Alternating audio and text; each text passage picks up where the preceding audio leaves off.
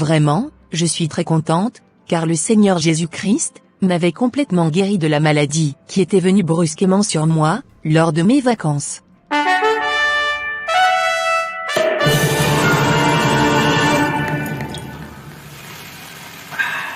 Aujourd'hui, je pète la forme. Je vais pouvoir reprendre mes activités.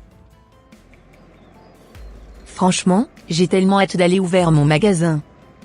Car, cela faisait plus d'un mois que je ne l'avais pas ouvert. Dès que je serai arrivé, j'irai voir ma voisine, dans sa boutique, afin de lui rendre mon témoignage sur la façon dont le Seigneur Jésus-Christ m'avait miraculeusement guéri, lors de ses vacances. Je profiterai aussi de l'occasion pour lui poser quelques questions par la suite. J'ai aussi hâte de lui annoncer que j'étais devenue une chrétienne et que j'avais donné ma vie au Seigneur Jésus-Christ durant mes vacances. Je suis sûre qu'elle sera très contente pour moi. Car elle m'avait tellement parlé de Jésus-Christ dans le passé. Mais, je n'étais pas du tout intéressée. Ah. Ma voisine est de retour de ses vacances. Elle a énormément perdu du poids. Qu'est-ce qui lui est arrivé tout au long de ses vacances?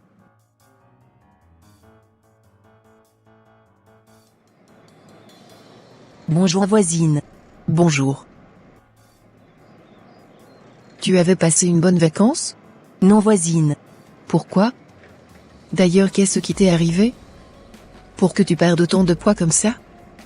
Car, si je me rappelle bien, tu étais plus forte que ça, avant d'aller en vacances.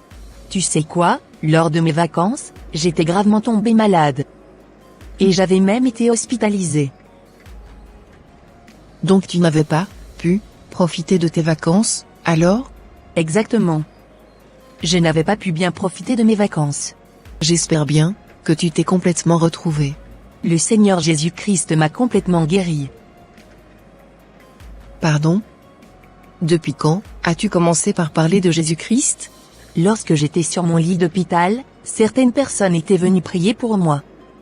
Et après la prière, la maladie qui me dérangeait, depuis plusieurs semaines, m'avait automatiquement quitté.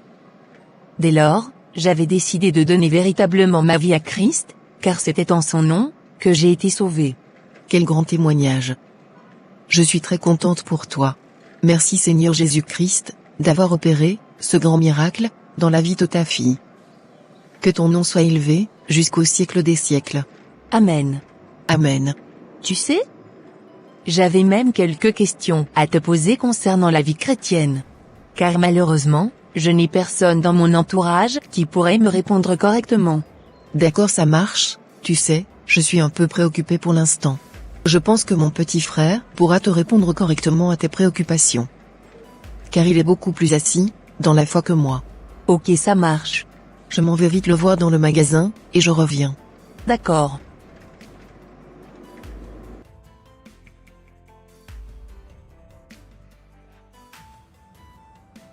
S'il te plaît, petit frère. Pourrais-tu répondre aux certaines questions de la voisine d'à côté, concernant la vie chrétienne? Car elle venait de donner sa vie à Christ. Oui, ce sera avec grand plaisir, grande sœur. Parfait. Me voilà, je suis à vous. Posez-moi toutes vos questions, et j'essayerai de vous répondre comme je pourrai. Parfait, ça marche. Dans un premier temps, j'aimerais savoir si Dieu écoute mes prières quand je m'adresse à lui. Et par la suite, savoir combien de temps devais-je passer dans sa présence? Vous devez savoir que Dieu est partout, en même temps. Vous devez le prendre comme votre Père, et savoir qu'il est avec vous, et qu'il vous écoute. Vous devez lui parler avec respect. D'accord. Concernant le temps, tout dépendra de votre inspiration, et du temps que vous avez envie de partager avec Dieu. Ok, ça marche, je comprends mieux maintenant. Ma deuxième préoccupation est que, à qui dois-je véritablement adresser mes prières? À Dieu? Ou au Seigneur Jésus-Christ? Vos prières doivent s'adresser à Dieu, par le nom du Seigneur Jésus-Christ. Car, Jésus-Christ est le chemin, et c'est par lui que nous allons au Père. En gros, vous prierez Dieu, au nom du Seigneur Jésus-Christ. Ok, ça marche. Merci pour vos réponses. Pas de quoi, madame. Ma troisième question est que, quels sont par exemple les endroits où je pourrais prier? Vous pouvez prier en tout temps, et en tout lieu, madame. Dieu nous écoute à partir de n'importe où. D'accord, monsieur.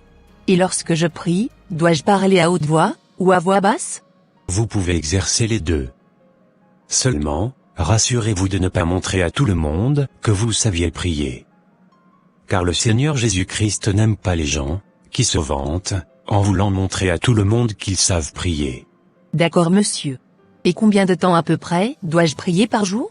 Il est dit dans 1 Thessaloniciens 5, verset 17 ceci. Priez sans cesse. Un chrétien doit être constamment dans la prière, à tout moment, et en tout lieu. D'accord. Saviez-vous comment adresser des prières à Dieu avec efficacité?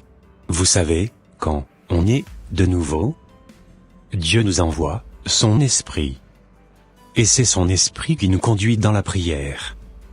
Il est écrit dans la parole que l'Esprit de Dieu nous conduira dans toute la vérité. La prière efficace est celle qui est conduite par l'Esprit de Dieu. Avant que nous ouvrons notre bouche pour le prier, Dieu savait déjà en avance ce qui nous amenait vers lui. Nous devons beaucoup apprendre à louer Dieu avec des merveilleux cantiques spirituels dans nos prières. Car l'Éternel des armées siège au milieu de la louange. D'accord, ça marche. Et pourrais-je avoir un exemple de prière? Oui, bien sûr. Il est écrit, dans le livre de Matthieu 6 versets 9 à 13, « Voici donc comment vous devez prier. Notre Père qui est aux cieux, que ton nom soit sanctifié, que ton règne vienne, que ta volonté soit faite sur la terre, comme au ciel. Donne-nous aujourd'hui notre pain quotidien. Pardonne-nous nos offenses, comme nous aussi nous pardonnons à ceux qui nous ont offensés. Ne nous induis pas en tentation, mais délivre-nous du malin. Car c'est à toi qu'appartiennent, dans tous les siècles, le règne, la puissance et la gloire. Amen. Donc, si je comprends bien, je pourrais réciter ces versets au quotidien alors? Ce que Jésus nous a donné est une référence. Nous devons nous inspirer de cette prière, et non la réciter comme une poésie. Parfait, ça marche, monsieur. Pour tout résumer, avant de commencer à prier, nous devons exalter Dieu, dans un premier temps. Deuxièmement, nous devons demander au Seigneur de prendre le contrôle de tout ce qui va se passer dans notre vie. Numéro 3. Dis au Seigneur ce pourquoi nous sommes venus en sa présence. Et par cette occasion demander que sa volonté se fasse dans notre vie. Numéro 4. Nous devons lui rendre grâce et demander que sa parole soit toujours en nous. Numéro 5. Nous devons demander à Dieu de nous donner la capacité de résister devant toutes les propositions et les attaques du malin, en prenant autorité sur tous les esprits maléfiques. Numéro 6. Nous devons demander la miséricorde de Dieu sur notre vie, pour tous nos péchés, en les confessant. Et enfin, nous devons pardonner tous ceux qui nous ont fait du mal, comme Dieu nous avait toujours pardonné. Voilà un peu ce que Jésus essayait de nous enseigner par rapport à cette merveilleuse prière. Oh, merci beaucoup, frère, de m'avoir éclairé sur ce passage. De rien, sœur, c'est normal. Lorsque je prie, dois-je sortir de ma bouche toutes les paroles qui me viennent dans la tête? Matthieu 6 verset 7 à 8 nous dit ceci. En priant, ne multipliez pas de vaines paroles, comme les païens, qui s'imaginent qu'à force de paroles, ils seront exaucés. Ne leur ressemblez pas. Car votre Père sait de quoi vous avez besoin, avant que vous le lui demandiez. Waouh! Je suis très contente. Compte tenu de tes explications, je sais maintenant comment prier.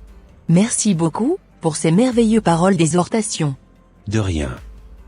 Que toute la gloire revienne à Dieu. Amen. Amen.